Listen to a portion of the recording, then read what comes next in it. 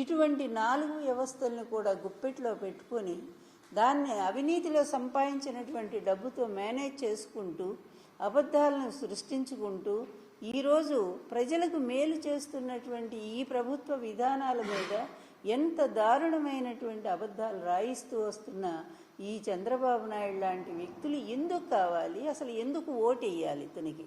ఒక్కసారి ప్రజలను కూడా ఆలోచించమని చెప్తున్నాను. ఒకవైపు చూస్తే తెలుగుదేశం పార్టీ ఎక్కడో ఆకాశంలో ఉన్నటువంటి తిని భూమి కాదు పాతాళంలో తొక్కేశాడు.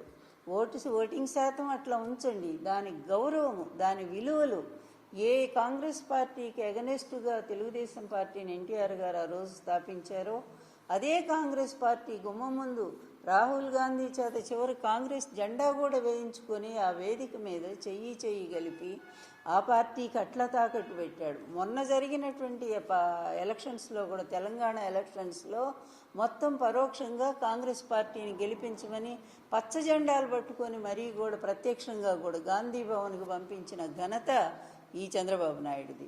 అదేవిధంగా ఇక్కడికి వచ్చేసరికి ఆంధ్రప్రదేశ్ వచ్చేసరికేమో మొన్నటిదాకా బీజేపీ అన్నాడు, మళ్ళీ బీజేపీని తిట్టాడు, ఆ తర్వాత మళ్ళీ కాంగ్రెస్ పార్టీ అన్నాడు.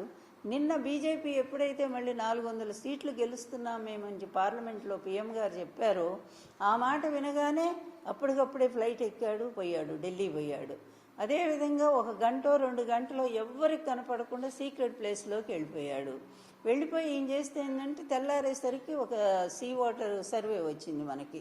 ఈయన కనపడకుండా పోయిన దానికి అదేవిధంగా అమిత్ షా గారి అపాయింట్మెంట్ అన్నారు, అది కూడా అబద్ధం అని తేలిపోతూ ఉంది. బహుశా నడ్డా గారు కలిసారేమో, ఎందుకంటే ఏ ఫోటోలు లేవు. కానీ దాని మీద ఇప్పుడు వాళ్ళు ఇస్తున్నటువంటి బిల్డప్ చూస్తూ ఉంటే ఏబిఎన్ వాళ్లే పిలిపించారని, అదేవిధంగా అసలు ఈయన అవసరం వాళ్ళకి ఎంతో ఉందట. 400 సీట్లు గెలుచుకునేటువంటి బీజేపీ పార్టీకి, ఎన్డీఏకి చంద్రబాబు నాయుడు, ఇక్కడ 3 ఎంపీలు గెలుచుకున్న చంద్రబాబు నాయుడు ఇతని అవసరం అట వాళ్ళకి చాలా ఉందట. అందుకనే పాపం వెంటబడుతున్నారట బీజేపీ పార్టీ.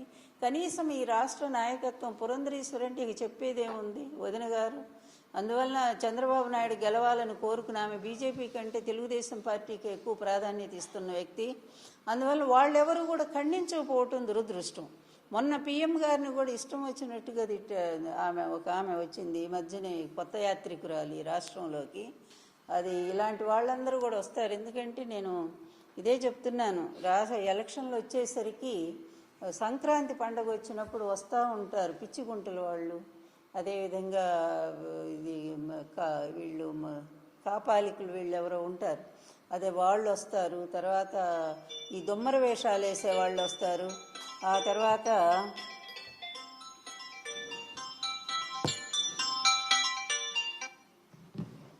దొమ్మర వేషం వేసేవాళ్ళు వస్తారు, వీధి భాగవతులు వస్తారు, తర్వాత ఇట్లా రకరకాల వాళ్ళు వస్తారు. అలాగే పగటి వేషగాళ్ళు వస్తారు, భట్రాజులు వస్తారు, ఇంతమంది వస్తారు. వాళ్ళ విన్యాసాలన్నీ చూపిస్తారు, రకరకాల విన్యాసాలన్నీ కూడా చూపిస్తారు. వాళ్ళు ఏదో ప్రజలు ఇచ్చింది తీసుకొని పోతూ ఉంటారు.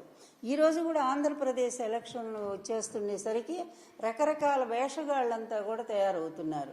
ఈ వేషగాళ్ళందరికీ ఎవరు నాయకుడయ్యా అంటే మళ్ళీ చంద్రబాబు నాయుడే.